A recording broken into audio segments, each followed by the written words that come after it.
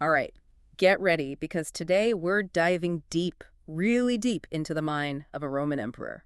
Ooh, sounds intense. It is, in the best way possible. We're talking about Marcus Aurelius Okay, I'm intrigued already. and his personal journal Meditations. This wasn't meant for public eyes, you know? It's like we're getting a sneak peek behind the curtain. Exactly. It's raw and unfiltered, almost like we found history's most insightful diary. I like that. And the thing is, even though Aurelius wrote this almost 2,000 years ago, his thoughts are shockingly relevant today. Yeah, human nature hasn't really changed all that much, has it? Nope. Like dealing with difficult people, finding inner peace, these are things we still struggle with. Timeless stuff. So Aurelius was a Stoic philosopher. Right. Stoicism. I've heard of it, but Well, Stoicism is all about recognizing that some human struggles, they just transcend time and place. That's why his work is still so powerful. that makes sense. So in these excerpts we're diving into, we'll see those universal themes, right? Absolutely.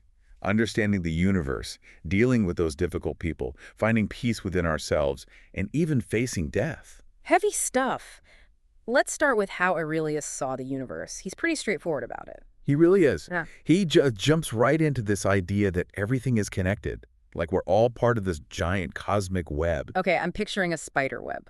Kind of, but way more intricate. He compares the universe to a human body. A body? Okay, how does that work? Each individual is like a limb or an organ. Every part of the body has a role, right? Right, to make the whole thing work. Exactly. So even when we feel small or insignificant, Like a tiny little toe. we're still part of something much bigger.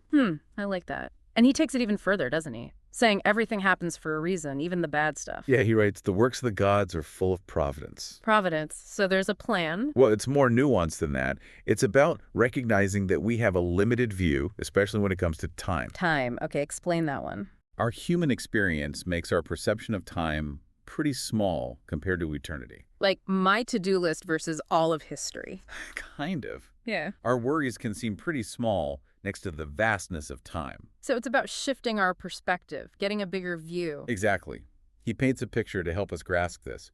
He writes, the whole of eternity and the whole of substance, and that every particular thing is, in respect to substance, as a grain of millet, and in respect to duration, as a turning of a gimlet. Wow, that's a lot to take in. It's saying that our whole existence, our whole life, is like a tiny speck compared to the universe. And our lifespan, well, it's a blink of an eye in the grand scheme of things. Okay, that puts things in perspective, but in a slightly terrifying way. It can be humbling, yeah, but freeing, too. Helps us let go of those tiny concerns that we blow out of proportion. If my problem is just a grain of millet in the universe, maybe it's not worth stressing over. Right, so shifting our perspective can lead to a greater sense of peace, you know. But that doesn't mean we shouldn't try to make things better, does it? Not at all. Stoicism is about focusing on what we can control, like our own actions. Right, our reactions too. Speaking of control, what about dealing with difficult people? I imagine Aurelius had his fair share as emperor. You can bet on that. And he gives some really wise advice. One of the most insightful is to remember that difficult people, they're often acting from ignorance, not malice. So not necessarily trying to be mean, just clueless. In a way, yes. They might not understand what's truly good and right. So we should try to understand where they're coming from instead of taking it personally. Exactly. He writes, but I, having observed that the nature of the good is the beautiful, and that of the bad is the ugly, and that the nature of him who sins is akin to mine, not by blood and sea, but by intelligence and a portion of the divinity, cannot be injured by any of them, for no one can fix a stain upon me. Wow. So we shouldn't let their negativity taint us or drag us down. Right, and that leads to another crucial piece of advice. Don't get caught up in anger and resentment. Oh, easier said than done, right? True, but Aurelius saw these emotions as harmful to us, like a sickness. Like holding on to anger is poisoning yourself. That's a good way to put it. Yeah. So instead of wasting energy on those feelings, We should focus on our own actions and reactions. you got it. He says it perfectly. Mm. Do not waste the remainder of thy life in thoughts about others when thou dost not refer thy thoughts to some object of common utility. Okay, so basically, mind your own business and be a good person. Pretty much. It's a Yeah. powerful reminder in today's world where it's easy to get caught up in drama. And lose sight of what really matters.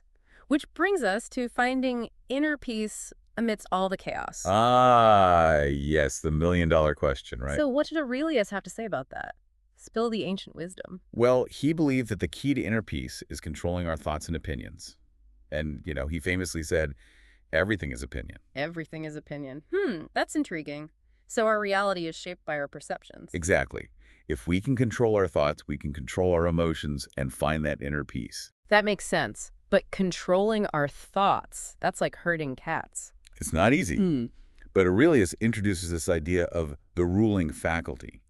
Think of it as the rational part of you. Like the CEO of my brain, making the decisions. Perfect analogy.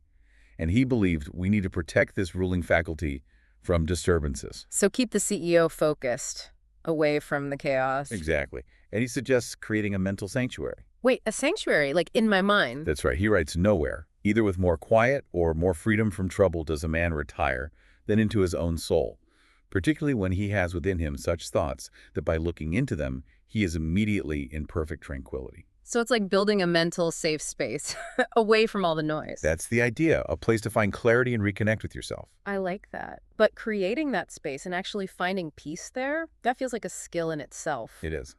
But Aurelius believed it was possible. And he even offered techniques for achieving it, like questioning and examining our thoughts. So if I'm feeling anxious, I should break down that feeling. You could.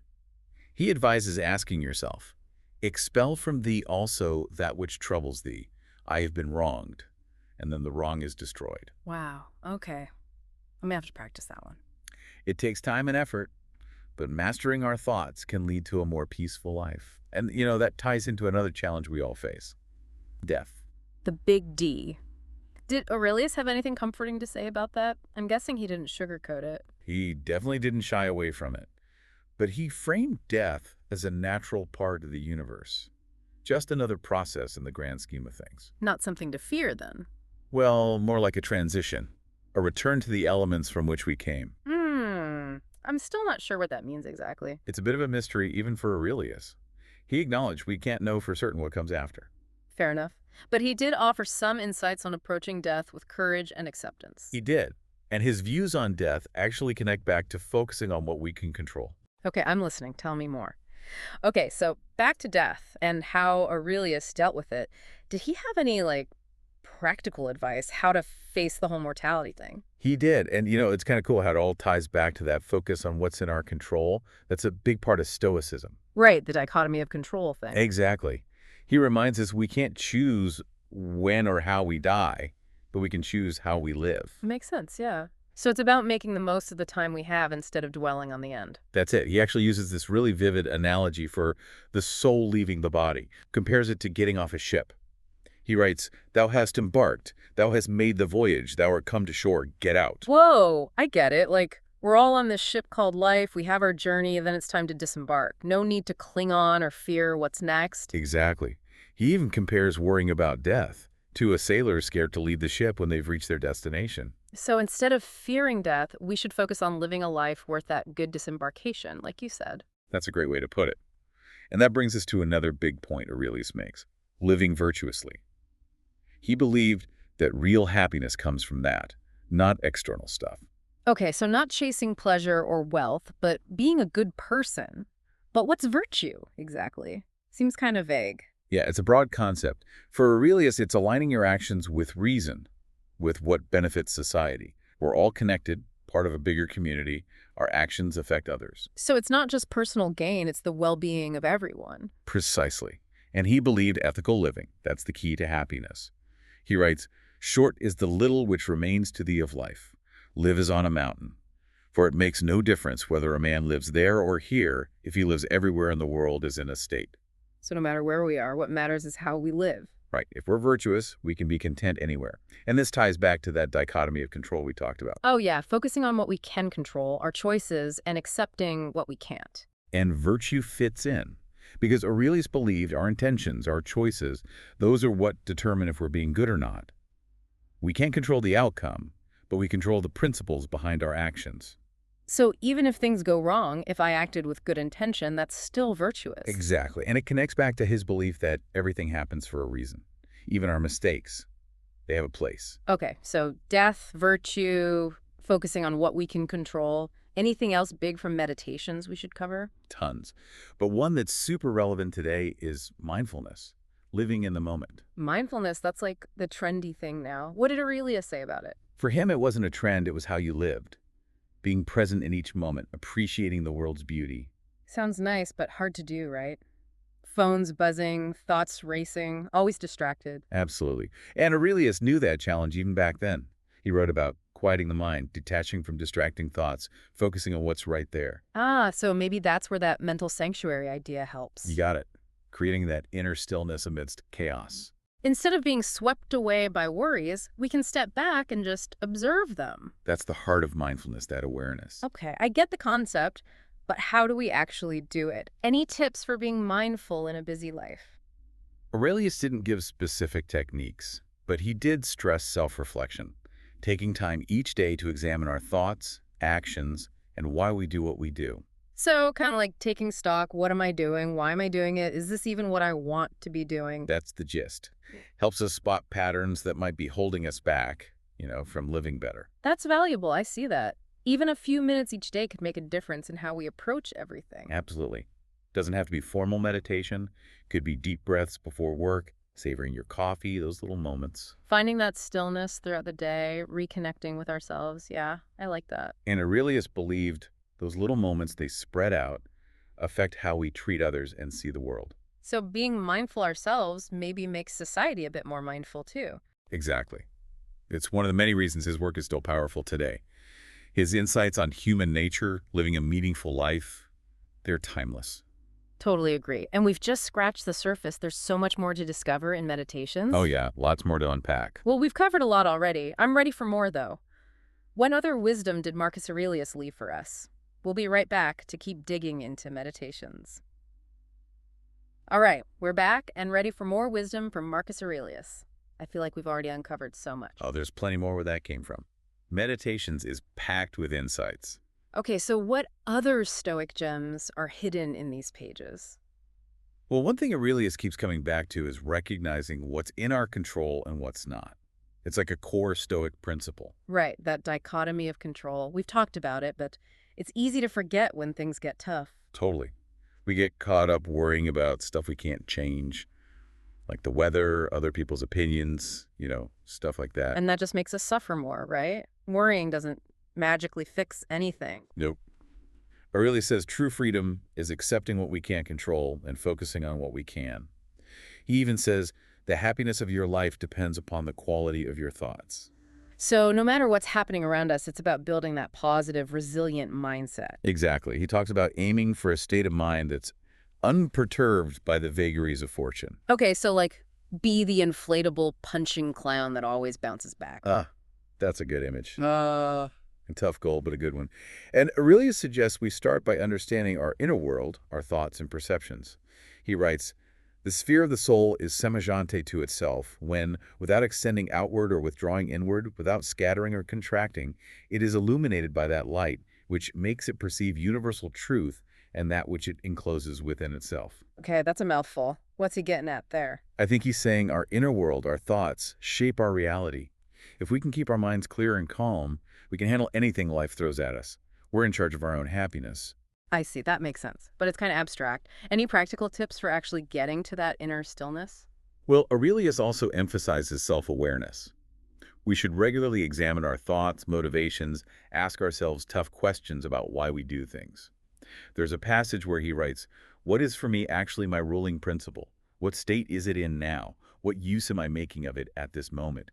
Is it perhaps lacking in intelligence, perhaps separated or uprooted from the community, or perhaps so intimately attached and blended with the flesh that it participates in its movements? Whoa, those are some heavy-duty questions. But I get it. It's about being honest with ourselves, making sure our actions match our values. That's it. This kind of self-reflection helps us spot patterns that might be holding us back from a more fulfilling life. It's not just positive thinking, it's real self-improvement. Yeah, it's challenging, but Aurelius believed it was the path to true happiness. And this goes back to accepting what life throws our way, right? Not being passive, but approaching challenges with resilience. Exactly. We can't control everything that happens, but we can control how we respond. He writes, the substance of the universe is docile and malleable. The reason which governs it is in no way in itself harmful, for it has no evil in it, is not prone to harm another, nor does it receive injury from it. Everything is born and dies according to its commands. So it's about accepting the ups and downs as part of the natural order, not resisting them. That's a key part of Stoicism, and yeah, it's not always easy, especially when things are rough. Seems like it takes practice to reach that level of acceptance, but it's definitely worth it for a more peaceful life. It's a journey, but a worthwhile one, and Aurelius' writing is like a guidebook for that journey. One thing that's really hit me is how much Aurelius stresses the urgency of living. Life is short, make the most of it. Oh, absolutely. He's always reminding us of that. Remember that quote where he compares our lifespan to a turning drill bit? Represent it without ceasing the whole of eternity and the whole of substance, and that all particular beings are, with respect to substance, no more than a grain of millet, with respect to duration, a turn of a drill. That one really stuck with me. Makes you realize how precious our time is. Right. It could be a wake-up call. Encourages us to focus on what matters, live with purpose. So that's a big takeaway. Live with purpose, make it count. But not be all serious and gloomy all the time, right? Of course not. Aurelius wasn't all doom and gloom. He knew the importance of joy, gratitude, connection with others. Phew, good to know. I was picturing myself in a toga, renouncing all earthly pleasures. Aha, no need for that.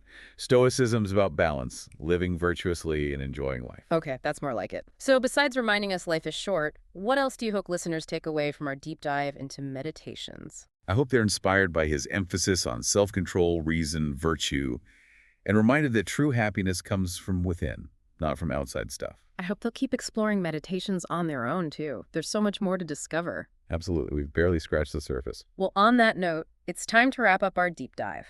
But before we go, I want to leave you with a question to ponder. If you had to choose just one of Aurelius's principles to live by, what would it be and why? Think about that as you go about your day. Thanks for joining us on this exploration of one of history's wisest philosophers.